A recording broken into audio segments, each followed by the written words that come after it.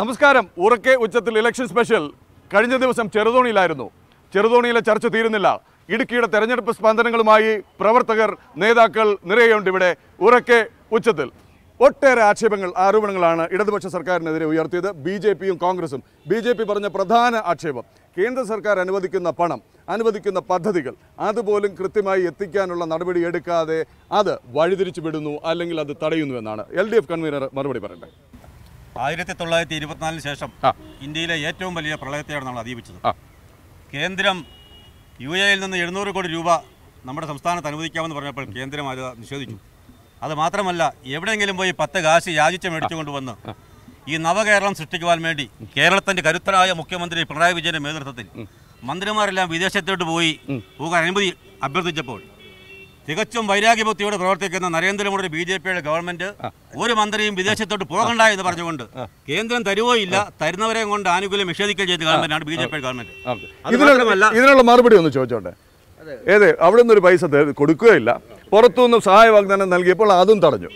അതെ, കേന്ദ്രം 4600 കോടി രൂപ കൊടുത്തിട്ടുണ്ട്. പിന്നെ എത്ര വീടുകൾ പോയിട്ടുണ്ടോ അത്രയും വീടുകൾ വെച്ച് കൊടുക്കാന്ന് പറഞ്ഞിട്ടുണ്ട്. എത്ര റോഡുകൾ പോയിട്ടുണ്ടോ അത്രയും റോഡുകൾ വെച്ച് കൊടുക്കുക. ബാക്കിയുള്ള കൃഷിനാശം വന്നിട്ടുണ്ട്. ഇതിന്റെ എല്ലാം കണക്കുകൾ കൊടുക്കാൻ പറഞ്ഞിട്ടുണ്ട്.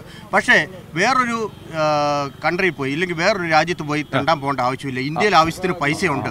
ഈ പൈസ ചോദിച്ചു വാങ്ങിക്കാനുള്ള കഴിവുകേട് ഇവർക്കുണ്ട്. ഗുജറാത്തിലെ പൈസ പിരിച്ചിട്ടുണ്ട്.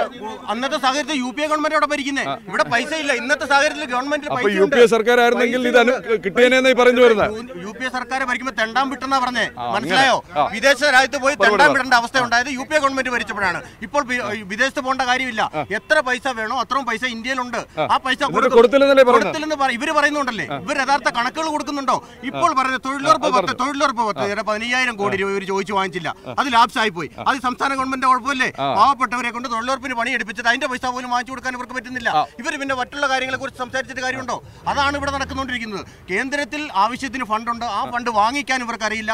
അത് വേണ്ട വിധം അതിന്റെ കണക്ക് കൊടുക്കാൻ അറിയില്ല. അതാണ് ഇവർക്ക് സംഭവിച്ചിരിക്കുന്നത്. കേന്ദ്രത്തിൽ ഒരുപാട് പദ്ധതി പ്രഖ്യാപനങ്ങളൊക്കെ നമ്മൾ കേൾക്കുന്നുണ്ട്. ഇവിടെ ഒന്നും കാണുന്നില്ലല്ലോ. ഇവിടെ പദ്ധതി പ്രഖ്യാപനങ്ങൾ നടക്കുന്നില്ല. ഇവിടുത്തെ സാഹചര്യം എന്ന് പറഞ്ഞിട്ടുണ്ടെങ്കിൽ ഇടതുപക്ഷ ഗവൺമെന്റ് ആണ് ഇവിടെ ഭരിക്കുന്നത്. അവരുടെ ആ ഇടതുപക്ഷ ഒരു കാരണവശാലും കേന്ദ്ര പദ്ധതികൾ ഇവിടെ കൊടുക്കാൻ പറ്റത്തില്ല. ഇപ്പൊ ഇലക്ഷനൊക്കെ മുൻനിർത്തിക്കൊണ്ട് ഞാൻ മുമ്പേ പറഞ്ഞല്ലോ, കിസാൻ സമ്മാൻ നിധി പദ്ധതി എന്ന് പറഞ്ഞ ആ പദ്ധതി എല്ലാ സ്റ്റേറ്റിലും കൊടുത്തു കഴിഞ്ഞാൽ 20 ദിവസങ്ങൾക്ക് ശേഷമാണ് ഇവിടെ പ്രഖ്യാപിച്ചതും അത് നടപ്പ് അപേക്ഷ വെക്കുന്നവർക്ക് കൊടുക്കാൻ ഇവരുടെ അപേക്ഷ ഇവിടുന്ന് ഫോളോ ചെയ്യണ്ടേ? അത് ചെയ്യുന്നില്ല.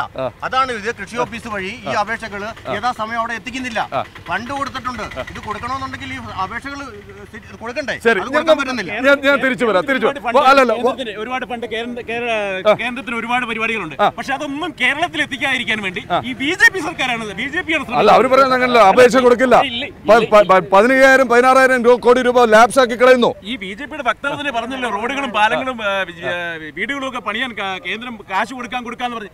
എവിടെ എന്തേ കൊടുക്കാത്ത? നിങ്ങൾ അപേക്ഷ കൊടുക്കുന്നില്ല പറയുന്നത്, കണക്ക് കൊടുക്കുന്നില്ല. ഇവിടുത്തെ ഈ സർക്കാരിനെ കുറ്റപ്പെടുത്താൻ വേണ്ടി മാത്രം LDF ആയപ്പോഴത്തേക്കും അവർ LDF ആയതുകൊണ്ട് ഒരു പദ്ധതികളും ഇവിടെ നടത്താൻ അവർ സഹായിക്കുന്നില്ല. ശരി, അത് ഈ 4,600 കോടി രൂപ കേന്ദ്രം തന്നു.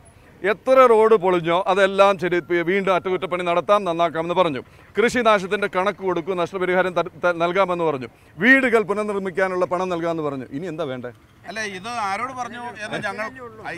പറഞ്ഞു എന്ന് ഞങ്ങൾക്ക് അറിയത്തില്ല. രണ്ടാമത്തെ കാര്യം, 200ഓളം രാജ്യങ്ങളിൽ നിന്ന് ലാത്തൂർ ഭൂകമ്പം ഉണ്ടായപ്പോൾ ഗുജറാത്തിൽ മുഖ്യമന്ത്രിയായിരുന്ന നരേന്ദ്രമോദി 200ഓളം രാജ്യങ്ങളിൽ നിന്ന് സഹായം മേടിച്ച് പുനർനിർമ്മാണ പ്രവർത്തനം നടത്തിയ നരേന്ദ്രമോദി മറുപടി കേട്ടായിരുന്നു.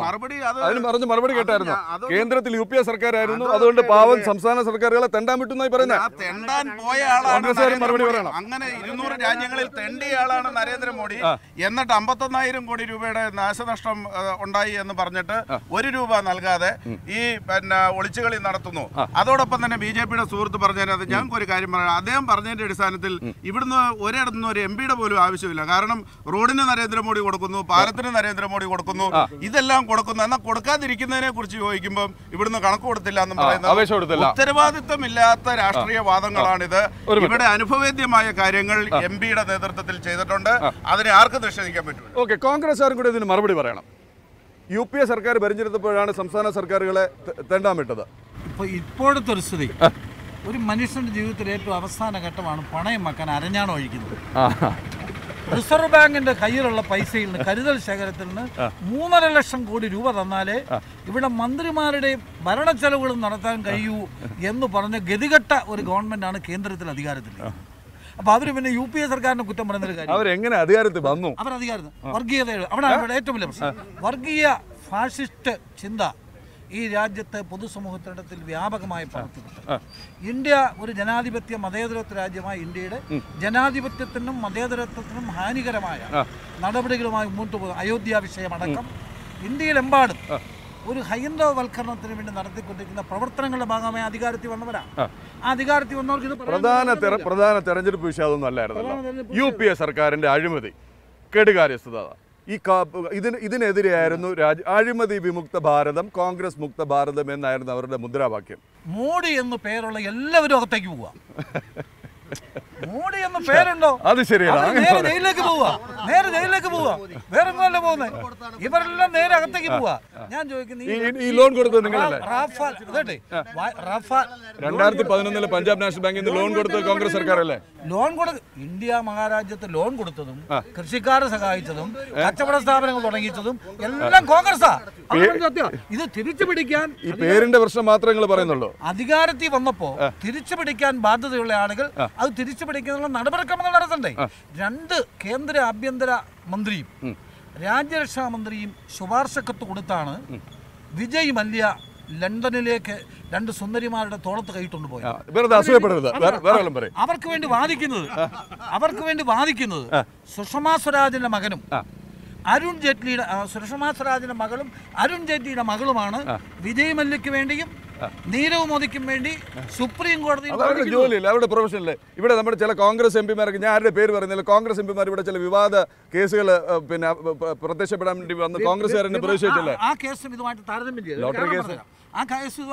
ചെയ്യണമെന്ന് പറയാൻ കാരണം ഇന്ത്യ മഹാരാജ്യത്തിന്റെ ഖജനാവ് കൊള്ളയടിച്ചു കൊണ്ടുപോയ ആളുകൾക്ക് വിദേശ രാജ്യത്ത് പോയി താമസിക്കുന്നതിന് വേണ്ടിയുള്ള ശുപാർശ കത്ത് എൻട്രി പെർമിറ്റ് ചെയ്ത ആഭ്യന്തരമന്ത്രി, വിദേശകാര്യമന്ത്രി, അതേ മന്ത്രിമാരുടെ മക്കൾ അതേ കോടീശ്വരന്മാർക്ക് വേണ്ടി സുപ്രീം കോടതിയിൽ വാദിക്കുന്നു. അപ്പോൾ ഇതൊക്കെ ഇത്തവണ തെരഞ്ഞെടുപ്പ് വിഷയമാകും. ഇത്തവണ ഇത് മാത്രമാണോ? ഈ രാജ്യം കത്തിയെരിഞ്ഞുകൊണ്ടിരിക്കുന്ന ഈ രാജ്യം തകർക്കുന്നതിന് വേണ്ടിയുള്ള ആസൂത്രിതമായ ശ്രമങ്ങൾ നരേന്ദ്രമോദിയുടെയും BJPയുടെയും ഭാഗത്തുനിന്നുണ്ടായിക്കൊണ്ടിരിക്കുന്നു. അപ്പോൾ നമുക്കൊന്ന് ഇടുക്കിയിലേക്കും വരാം, രാജ്യത്തെ അവസ്ഥയിലേക്കും വരാം. ഇത്തവണത്തെ തെരഞ്ഞെടുപ്പ് വിഷയങ്ങൾ എന്തൊക്കെയായിരിക്കും? പ്രത്യേകിച്ച് ഇടുക്കി പാർലമെന്റ് മണ്ഡലത്തിൽ പ്രധാനമായും ഇടുക്കിയിലെ ജനങ്ങൾ വളരെ ഉന്നതമായ ചിന്താശക്തിയുള്ള ആളുകൾ. അവരെ പ്രധാനമായി കരുതുന്നത് ഇന്ത്യ മഹാരാജ്യത്ത് രാഹുൽ ഗാന്ധി പ്രധാനമന്ത്രിയായിട്ടുള്ള ഗവൺമെന്റ് ഉണ്ടാകണം. ആ ഗവൺമെന്റ് ഉണ്ടാകണമെങ്കിൽ കോൺഗ്രസിന് അനുകൂലമായ വോട്ടുകൾ രേഖപ്പെടുത്തണം. ഇടുക്കി പാർലമെന്റ് മണ്ഡലത്തിൽ രാഹുൽ ഗാന്ധിക്ക് അനുകൂലമായി ആരുടെയും അനുവാദം കൂടാതെ കൈകളുയർത്താൻ കഴിയുന്ന സ്ഥാനാർത്ഥിയാണ് യൂത്ത് കോൺഗ്രസ് സംസ്ഥാന പ്രസിഡന്റ് ഡീൻ കുര്യാക്കോസ്. രാഹുൽ ഗാന്ധി പ്രധാനമന്ത്രി ആവണം, ആകും, സംശയമുള്ള കാര്യമല്ല. അപ്പൊ അതിന് കൈകളുയർത്താൻ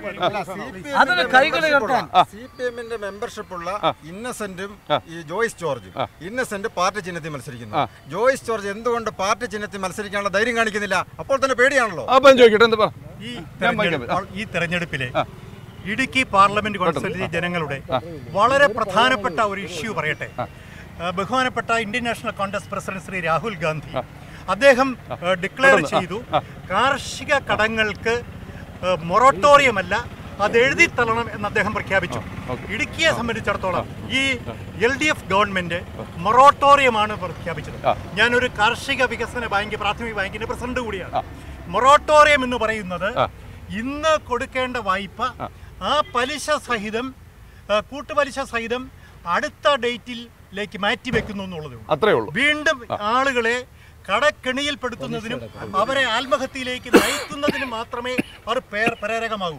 അതുകൊണ്ട് കൃഷിക്കാരെ സഹായിക്കാൻ ആത്മാർത്ഥതയുണ്ടെങ്കിൽ ചെയ്യേണ്ടത് കാർഷിക കടങ്ങൾ എഴുതി തരണം.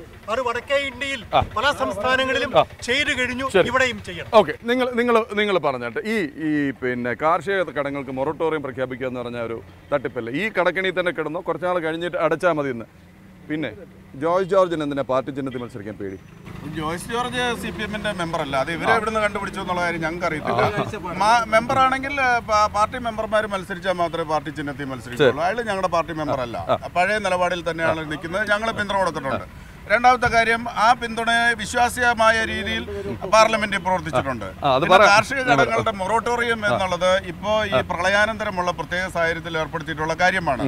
ആ മൊറട്ടോറിയം ഒരു ബാധ്യതയായി വരും എന്നുള്ള ഈ മൊറട്ടോറിയം ഒരു മന്ത്രിസഭ തീരുമാനിച്ചിട്ട് അത് നടപ്പാക്കാൻ പോലും കഴിഞ്ഞില്ല എന്നുള്ള ശക്തമായ വിമർശനം ഉയരുകയാണ്. ആ വിമർശനത്തിന് പിന്നെ അതിന്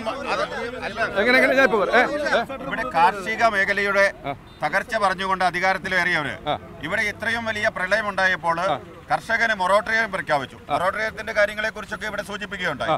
ആ മൊറട്ടോറിയം പ്രഖ്യാപിച്ചത് നടപ്പിലാക്കുന്നതിന് വേണ്ടിയിട്ടുള്ള ബില്ലിൽ ഒപ്പിടുന്നതിന് പോലും ഈ സർക്കാരിന് കഴിഞ്ഞിട്ടില്ല. അതോടൊപ്പം നടപ്പിലാക്കിയ ഇവിടുത്തെ പാറമടക്കാർക്കും കോറികൾക്കും വേണ്ടിയിട്ടുള്ള ബില്ലിൽ ഒപ്പിട്ട സർക്കാർ ഇപ്പോൾ പറയുന്നത് ഇലക്ഷന്റെ ചട്ടം വന്നപ്പോൾ അതുകൊണ്ട് അത് നടപ്പിലാക്കാൻ കഴിയില്ല എന്നാണ്. ഇപ്പോൾ ഏത് ബാങ്കിന് വേണമെങ്കിലും ജപ്തി ചെയ്യാവുന്ന ഒരു സ്ഥിതിവിശേഷമാണ് നമ്മുടെ ഇവിടെയുള്ളത്. അതുകൊണ്ട് തന്നെ ഈ തെരഞ്ഞെടുപ്പിൽ കാർഷിക മേഖലയിലെ ഈ വിഷയം ഇവിടെ ഉയർന്നു നിൽക്കും. അത് നമുക്കറിയാം. കർഷകരെ സഹായിക്കുന്നതിനുള്ള യാതൊരുവിധ നടപടിയും സ്വീകരിക്കാത്ത ഈ ഗവൺമെന്റിനെതിരെയുള്ള വിധിയെഴുത്തായി മാറും ഈ തെരഞ്ഞെടുപ്പ്. ജോയ്സ് ജോർജിന്റെ കൊട്ടക്കാമ്പൂരുള്ള 300 ഏക്കർ ഭൂമി സംരക്ഷിക്കാനുള്ള ഒറ്റ നേട്ടമല്ലാതെ യാതൊരു നേട്ടം ജോയ്സ് ജോർജിന് ഉണ്ടായ അതല്ലെങ്കിൽ കഴിഞ്ഞ തെരഞ്ഞെടുപ്പ് ഫലം കൊണ്ടായ ഏക നേട്ടം ജോയ്സ് ജോർജിന് അദ്ദേഹത്തിന്റെ ഭൂമി സംരക്ഷിക്കാനായി എന്നുള്ളത്. 2, മൊറട്ടോറിയം ഉൾപ്പെടെയുള്ള വിഷയങ്ങളിൽ പ്രഖ്യാപനങ്ങളെല്ലാം എന്തുകൊണ്ട് ഇത് നടപ്പാകുന്നില്ല? ഒരു ഭൂമി കേസിൽ ആദ്യം അറസ്റ്റ് ചെയ്യേണ്ട അങ്ങനെയാണ് ഈ കോൺഗ്രസ്സുകാരനായ അദ്ദേഹത്തിന്റെ പിതാവിനെയും യൂത്ത് കോൺഗ്രസിന്റെ ജില്ലാ പ്രസിഡന്റായിരുന്ന അദ്ദേഹത്തിന്റെ അനിയനെയാണ്. അപ്പൊ ഇവരെ മൊത്തത്തിൽ അറസ്റ്റ് ചെയ്യോ എന്ന് വെച്ച് കഴിഞ്ഞാൽ അദ്ദേഹത്തിന്റെ പിതാവ് കോൺഗ്രസിന്റെ DCC വൈസ് പ്രസിഡന്റ് ആയിരുന്ന അദ്ദേഹത്തിന്റെ കാലത്ത് സമ്പാദിച്ചു. എങ്ങനെ സമ്പാദിച്ചെന്ന് കോൺഗ്രസ്സുകാർക്ക് അറിയത്തുള്ളൂ. അന്ന് കോൺഗ്രസിന്റെ DCCയുടെ വൈസ് പ്രസിഡന്റ് ആയിരുന്നു അദ്ദേഹം. അവർക്ക് അറിയത്തുള്ളൂ ഞങ്ങളുടെ വീട്ടിലെ കറണ്ട് പോയാൽ അപ്പുറത്തെ വീട്ടിലെ കറണ്ട് പോകണമെന്നാണ് അവർക്ക് അറിയത്തുള്ളൂ അതെങ്ങനെ സമ്പാദിച്ചത്. പിന്നെ ഈ ഹൈറേഞ്ച് സംരക്ഷണ സമിതിയുടെ കാര്യത്തിൽ ഇവിടെ കത്തോലിക്ക സഭാ നേതൃത്വത്തെ കുറ്റം പറയണ കേട്ടു. കത്തോലിക്ക സഭാ നേതൃത്വം മാത്രമല്ലായിരുന്നു ഈ ഹൈറേഞ്ച് സംരക്ഷണ സമിതിയുടെ നേതൃത്വത്തിലുണ്ടായിരുന്നത്. മറ്റ് സഭാവിഭാഗങ്ങളും അതിന്റെ നേതൃത്വത്തിലുണ്ടായിരുന്നു. ഇപ്പോൾ അതത്ര സജീവമല്ല എന്ന് പറഞ്ഞു. അതിന്റെ കാരണം എന്താണെന്ന് ചോദിച്ചാൽ ജോയ്സ് ജോർജ് MP ആയതോടുകൂടി കർഷകരുടെ ആശങ്കകൾ അത് പരിഹരിക്കപ്പെട്ടു. കാരണം പിന്നീട് ഇടതുപക്ഷ ഗവൺമെന്റ് എടുത്ത നിലപാട്, ആ MP പാർലമെന്റിൽ എടുത്ത നിലപാടും മലയോര കർഷകരുടെ ആശങ്ക പരിഹരിക്കുന്ന രീതിയിലുള്ള നിലപാടായിരുന്നു. അതുകൊണ്ടാണ് ആ പ്രശ്നം പരിഹരിക്കുന്നത്. നമ്മള് ഈ ഒരു ഇലക്ഷൻ നടക്കുന്നു. അപ്പൊ നമ്മൾ ഈ ദോഷകരമാകുന്ന കാര്യങ്ങൾ മാത്രം നമ്മൾ സംസാരിക്കാതെ ഈ LDF ഗവൺമെന്റും MPയും ഈ മണ്ഡലത്തിൽ നടത്തിയ വികസന നേട്ടങ്ങൾ എന്താണ് എന്ന് മാത്രം ആരും സംസാരിക്കുന്നില്ല. ഇപ്പൊ മെഡിക്കൽ കോളേജിന് 1-2 ചെറിയ കാര്യങ്ങൾ മാത്രം പറയാം. മെഡിക്കൽ കോളേജിന്റെ കാര്യങ്ങൾ പറയുന്നു. മെഡിക്കൽ കോളേജ് നിങ്ങൾക്ക് ഇപ്പൊ കാണാം, ജനങ്ങൾക്ക് കാണാം. ഒരു പനിയായിട്ട് ചെന്നാൽ പോലും ഒരു 5 ഡോക്ടറാണ് ഇപ്പൊ അവിടെ ഒരാളെ പരിശോധിക്കുന്നത്. അതേപോലെ ഡോക്ടർമാരുടെ സേവനം നിങ്ങൾക്ക് കാണാം. നിങ്ങൾക്ക് കാണാം. പിന്നെ മെഡിക്കൽ കോളേജ് ആയത് ജനം അറിഞ്ഞിട്ടില്ല. രോഗികൾ വരുന്നില്ല. 5 ഡോക്ടർമാർക്ക് ഒരു രോഗിയെ പരിശോധിക്കണം. ആകെ 10 ഡോക്ടർമാർ പോലും അവിടെ ഇല്ല. 5 ഡോക്ടർമാർ ഒരു രോഗിയെ പരിശോധിക്കണോണ്ട് ആ മെഡിക്കൽ കോളേജ് ഞങ്ങൾ പറയണം. രണ്ട് വാദം. ഇടതുപക്ഷം പറയുന്നു അവിടെ ഡോക്ടർമാരുടെ ബഹളം. ഒരു രോഗി ചെന്നാൽ 5 ഡോക്ടർമാരാണ് പരിശോധിക്കുന്നതെന്ന്. ഈ തെരഞ്ഞെടുപ്പിൽ MP എന്ന നിലയിലുള്ള ജോയ്സ് ജോർജിന്റെ പ്രവർത്തനം മികവ് അതായിരിക്കും 2,000 ദിവസം പിന്നിട്ട സഖാവ് പിണറായി വിജയൻ നേതൃത്വം കൊടുക്കുന്ന ഇടതുപക്ഷ ജനാധിപത്യ മുന്നണിയുടെ ഭരണ നേട്ടം. നമുക്കറിയാം, ഗവൺമെന്റ് അധികാരത്തിൽ വരുമ്പോൾ 600 രൂപയുണ്ടായിരുന്ന പെൻഷൻ ഈ ഗവൺമെന്റ് 1,200 രൂപയാക്കി മാറ്റിയത് മാത്രമല്ല 51 ലക്ഷം ആളുകളാണ് ഈ പെൻഷൻ നേരിട്ട് ഏൽപ്പിരുന്നത്. ഇപ്പോൾ നമ്മളൊരു PHCയിൽ കടന്നു ചെന്നാൽ ഉച്ച കഴിഞ്ഞ 3 മണിക്ക് അവിടെ OP ഉണ്ട്, ഡോക്ടറുണ്ട്, മരുന്നുണ്ട്. അങ്ങനെ കേരളത്തിലെ ഇടുക്കി ജില്ലയിലടക്കം നിരവധിയായ PHCകൾ കുടുംബാരോഗ്യ കേന്ദ്രങ്ങളാക്കി മാറ്റി. MP എന്ന നിലയിൽ പാർലമെന്റ് രേഖകൾ പരിശോധിച്ചാൽ കേരളത്തിൽ ഏറ്റവും അധികം ഫണ്ട് ചെലവഴിച്ച 2ാമത്തെ MP, ഏറ്റവും കൂടുതൽ ചോദ്യം ചോദിച്ച രാജ്യത്തെ 18ാമത്തെ MP, 9 സ്വകാര്യ ബില്ലുകൾ അവതരിപ്പിച്ച MP.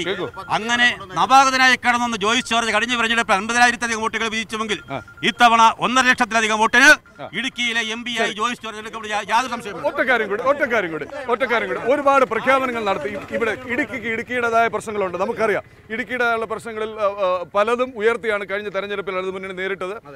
അതിൽ ഈ പാറമടക്കാരുടെ പ്രശ്നം അടക്കം തെരഞ്ഞെടുപ്പ് അടുത്തപ്പോഴത്തേക്ക് ഒരു ബില്ല് കൊണ്ടിരുന്നു എന്നൊക്കെ പറഞ്ഞത് പണം ഭരിക്കാൻ വേണ്ടി മാത്രമാണെന്നാണ് പറയുന്നത്. അത് ചെയ്തു കൊടുത്തോ? അത് ശരി. പാറമടക്കാണ് ആയിരക്കണക്കിന് വീടുകൾ ഇവിടെ നിർമ്മിച്ചുകൊണ്ടിരിക്കുകയാണ്. വെറുതെ ദൂരെ ഇരുന്ന് കുറ്റം പറഞ്ഞിട്ട് കാര്യമില്ല. പതിനായിരക്കണക്കിന് വീടുകൾ ഇവിടെ നിർമ്മിച്ചുകൊണ്ടിരിക്കുകയാണ്. ഇവിടെ കസ്തൂരിരംഗൻ റിപ്പോർട്ടിന്റെ അടിസ്ഥാനത്തിൽ ഇവിടെ പ്രവർത്തിച്ചുകൊണ്ടിരുന്ന പാറക്കോറികളെല്ലാം നിർത്തൽ ചെയ്തു. അതിന്റെ നിയമപരമായ പരിഹാരം ഉണ്ടാക്കിക്കൊണ്ട് ഇപ്പോ കാർഷിക ഭൂമി അല്ലെന്ന് തെളിയിച്ചുകൊണ്ട് പാറക്കോറികൾക്ക് ലൈസൻസ് കൊടുക്കാനുള്ള നിയമം ഉണ്ടായതിന്റെ അടിസ്ഥാനത്തിൽ പുതുക്കിയെടുക്കുന്നതിനുള്ള നടപടി സ്വീകരിച്ചുകൊണ്ടിരിക്കുകയാണ്. പാറക്കോറി വേണ്ടതാണ് ഇവർ പറയുന്നത്. ഒറ്റ കാര്യം ചോദിച്ചോട്ടെ, നമ്മൾ ചെറുതോണിയിലാണ്. ഈ സംഹാര താണ്ഡവം ഈ രാജ്യത്തിന്റെ വിവിധ സ്ഥലങ്ങളിലുള്ളവർ ഇരുന്ന് ന്യൂസ് 18 അടക്കമുള്ള ചാനലുകൾ കൂടി തത്സമയം കണ്ടുകൊണ്ടിരിക്കുകയാണ്. വെള്ളം കയറി കയറി വരുന്ന ഇതിങ്ങനെ തകർന്നു പോവുകയാണ് ഇവിടെ. അവസാനം ഈ പാലം തന്നെ ഒലിച്ചു കൂടുന്നു. മാറോടടക്കി പിടിച്ച ഒരു കുഞ്ഞിനെയും കൊണ്ട് സൈനികൻ ഓടുന്ന ദൃശ്യം, ഇതെല്ലാം കണ്ട് നടുങ്ങി വിറങ്ങലിച്ചു നിന്നപ്പോൾ നിങ്ങളുടെ മുതിർന്ന നേതാവ് വി എസ് അച്യുതാനന്ദൻ ഒരു വാചകം പറഞ്ഞു, പ്രകൃതിയോട് ഇങ്ങനെ കാണിച്ചാൽ ഇതായിരിക്കും ഫലം. അപ്പോൾ ഈ പ്രകൃതിയെ വല്ലാണ്ട് ചൂഷണം ചെയ്തത് കൊണ്ടാണോ ഇവിടെ സംഹാരതാണ്ഡവം ആടിയത്? പ്രകൃതിയെ ചൂഷണം ചെയ്യുന്നതിന് ശാസ്ത്രീയമായ മാർഗങ്ങൾ അവലംബിക്കേണ്ടതുണ്ട്. പക്ഷെ മനുഷ്യന്റെ ജീവിത ആവശ്യങ്ങൾ നിർവഹിക്കുന്നതിനുള്ള മിനിമം കാര്യങ്ങൾ ഇവിടെ ലഭ്യമാകണം. അത് VS പറഞ്ഞത് അതിന്റെ ഒരു സൈഡ് മാത്രമാണ്. അത് പരിഗണിക്കേണ്ടത് തന്നെയാണ്. പക്ഷേ മനുഷ്യന് പ്രാഥമികമായി ഞാൻ ചോദിക്കുന്നത്, ഇവിടെ വീട് പണിയുന്നതിന് മൂലമറ്റത്തുനിന്നും കോതമംഗലത്തുനിന്നും കല്ല് കൊണ്ടുവരാമെന്ന് പറയുന്നു. അത് പ്രകൃതിയുടെ ചൂഷണമാണല്ലോ. ഇവിടെ 5000 രൂപയ്ക്ക് ഒരു ലോഡ് കല്ല് കിട്ടുന്നതിന് 50,000 രൂപയ്ക്ക് കല്ല് മേടിച്ച് എങ്ങനെ പണിയാൻ പറ്റും? ഈ ഹൈറേഞ്ചിലെ സാധാരണ മനുഷ്യന്റെ ആവശ്യങ്ങൾക്ക് അനുസൃതമായ കാര്യങ്ങൾ ഇവിടെ ഉണ്ടായേ പറ്റൂ. ശരി, ഞാൻ പറയാം വളരെ വ്യക്തമാണ്. ഞാൻ തിരിച്ചു വരാം. പറഞ്ഞോട്ടെ. ആദ്യം തന്നെ പറഞ്ഞു 10,000-ഓളം വീടുകൾ പണിതുകൊണ്ടിരിക്കുകയാണെന്ന് പറഞ്ഞു. ഇവിടെ ഡാം തുറന്ന് ഈ ഡാം പണിയുന്നതിന് മുമ്പ്, ചെറുതോണിയെ സംബന്ധിച്ച് പറയുവാണെങ്കിൽ ഈ ഡാം പണിയുന്നതിന് മുമ്പ് തന്നെ ഇവിടെ തീരുമാനിച്ചിട്ടുണ്ടായിരുന്നു ഡാം തുറന്നു വിടും, അത് വെള്ളം ഒഴുകിപ്പോകാനുള്ള സ്ഥലം കണ്ടെത്തിയിട്ടുണ്ടായിരുന്നു. എന്ന് പറഞ്ഞാൽ ഇവിടുത്തെ 11 കടകള് നിർമ്മാണ നിരോധന മേഖലയായിട്ട് ഡാം പണിയുന്നതിന് മുമ്പ് തന്നെ തീരുമാനിച്ചായിരുന്നു. ഡാം പണിത് കഴിഞ്ഞാൽ നടന്നിട്ടുണ്ടെങ്കിൽ തുറന്നു വിടണം, അതിനുള്ള ഇത് കൊടുത്തിട്ടുണ്ടായിരുന്നു. കെട്ടിടം കെട്ടിവെച്ചത്. അപ്പൊ ഈ കെട്ടിടം കെട്ടിവെച്ച സമയത്തൊന്നും ഇതിന് തടഞ്ഞിട്ടില്ല. അത് നിർമ്മാണ നിരോധന മേഖലയാണ്. അത് പഞ്ചായത്തിൽ അതിന്റെ ലൈസൻസ് ഉണ്ട്, അതിന് കരമടച്ചിട്ടുണ്ട്. ഇതെല്ലാം കൊടുത്തുകൊണ്ടും ഇവരെ പുനരധിവസിപ്പിക്കാനോ ഇവരെ മാറ്റി പാർപ്പിക്കാനുള്ള സംവിധാനം നഷ്ടപരിഹാരം കൊടുക്കണം. BJP വോട്ട് ചെയ്യണം. കേന്ദ്ര ഗവൺമെന്റിന് ജനക്ഷേമ പദ്ധതികൾ എല്ലായിടത്തും അലയടിച്ചുകൊണ്ടിരിക്കുകയാണ്. വീണ്ടും മോദി സർക്കാർ അധികാരത്തിൽ വരുന്നു, യാതൊരു സംശയവുമില്ല. ഇടുക്കി ജില്ലയിൽ ഉൾപ്പെടെ NDAയുടെ സ്ഥാനാർത്ഥി ജയിക്കും, അതിന് യാതൊരു സംശയമില്ല. എന്റെ സുഹൃത്ത് പറഞ്ഞ 1.5 ലക്ഷം വോട്ടിന് NDAയുടെ സ്ഥാനാർത്ഥി ഇവിടെ ജയിച്ചിരിക്കും. ഞാൻ പറയാം. രാജ്യമെമ്പാടും നരേന്ദ്രമോദിയുടെ സർക്കാർ തിരിച്ചു വരും എന്നുള്ള വികാരം അലയടിച്ചുകൊണ്ടിരിക്കുക എന്നാണ് BJPയുടെ അവകാശം. അതിവിടെയും അടിക്കും. എന്തിന് സമയം കഴിയാണ്? എന്തിന് കോൺഗ്രസിന് വോട്ട് ചെയ്യണം? എന്തിന് UDFന് വോട്ട് ചെയ്യണം? വികസന പ്രവർത്തനങ്ങൾക്ക് ഡീൻ കുര്യാക്കോസിനെ എന്തിനു വിജയിപ്പിക്കണം? കഴിഞ്ഞ തവണ തോൽപ്പിച്ചു വിട്ടതാണ്. 5 വർഷക്കാലം ഇടുക്കി ജില്ലയിലെ, പ്രത്യേകിച്ച് ഇടുക്കി പാർലമെന്റിലെ ജനം ദുരിതത്തിലായിരുന്നു. കള്ളം പറഞ്ഞുകൊണ്ട് അതിന് മറുപടിയും കൂടെ അവസാനിപ്പിക്കാം. ചന്ദ്രനെ നോക്കി താഴേക്ക് വരുന്നു പറഞ്ഞാലായിരുന്നു.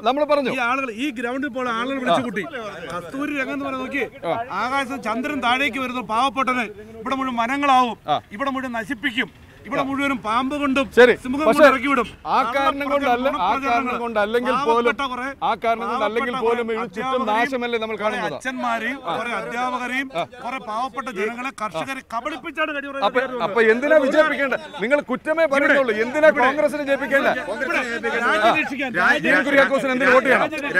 രാജ്യത്തെ മതേതരത്വവും ജനാധിപത്യവും കാത്തു സംരക്ഷിക്കുന്നതിന് വേണ്ടിയിട്ടാണ് കോൺഗ്രസിന് വോട്ട് ചെയ്യേണ്ടത്. ഇവിടെ നമുക്കറിയാം, പണ്ടയായി വാഗ്ദാനങ്ങൾ നൽകിക്കൊണ്ടാണ് ഈ ഗവൺമെന്റ് അധികാരത്തിൽ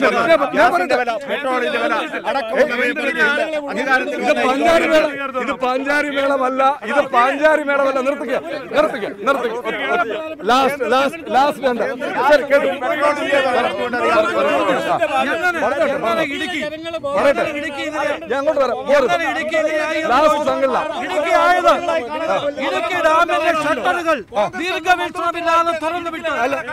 നിങ്ങൾ എല്ലാരും പറയുന്നത് മോദി സർക്കാർ മാറണമെന്നാണ്.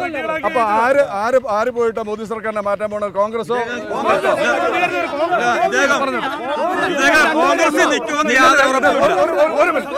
എന്റെ മൈക്കിലാന്നേ. എങ്ങനെ BJP സർക്കാരിനെ അധികാരത്തിൽ നിന്ന്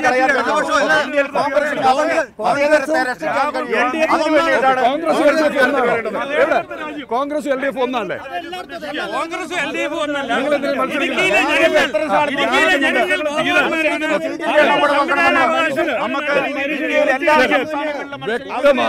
വ്യക്തമാണ്, സജീവമാണ് ഇടുക്കിയിലെ തെരഞ്ഞെടുപ്പ് വിഷയങ്ങൾ.